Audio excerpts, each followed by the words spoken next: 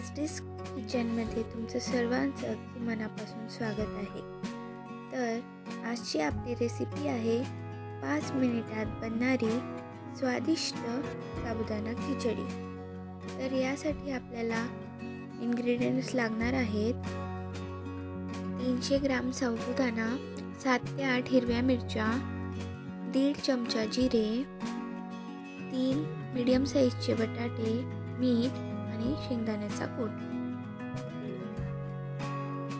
आता मी गॅसवर कढई ठेवली आहे। कढईत मी 2 पळी तेल घेणार। गॅस फास्ट करून सर्वात आधी यात बटाटे तळून घेऊ।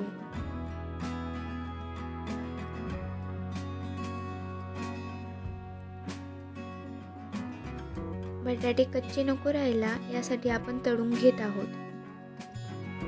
यात मी थोडंसं मीठ टाकत आहे की आपले बटाटे आणि लवंग लागायला यासाठी। याला 2 ते 3 मिनिट फ्राय करून घेऊ। आता बटाटे परफेक्ट फ्राय झाले आणि इझिली तुटतही आहे। आता मी यात जिरं आणि हिरव्या मिरच्या टाकत आहे। यालाही मी 1 मिनिट होऊ देते। मिरच्या आणि जिरं बटाट्यांमध्येच एकदम छान तळलं गेले। आता मी यात साबुदाणा टाकते।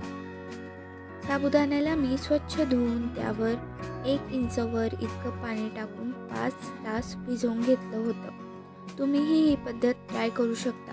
याने साबुदाणा एकदम छान सुटसुटीत भिजतो। आता मी साबुदाण्याला परतवून घेते।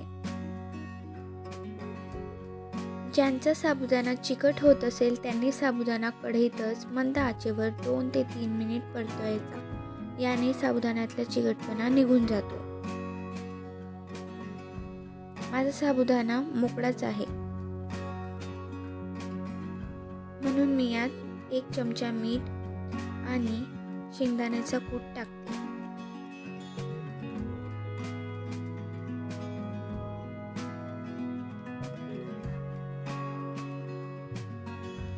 आपल्याला कूट हळूहळू टाकत परतवायचा आहे जोपर्यंत साबुदाण्याच्या प्रत्येक दाण्याला कूट लागत नाही तोपर्यंत।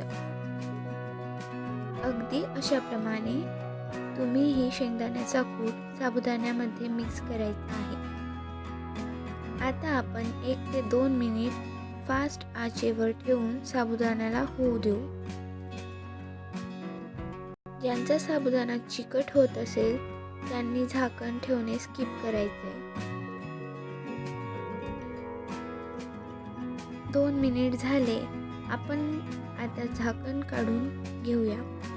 आपला साबुदाणा एकदम सुटसुटीत झालेला आहे।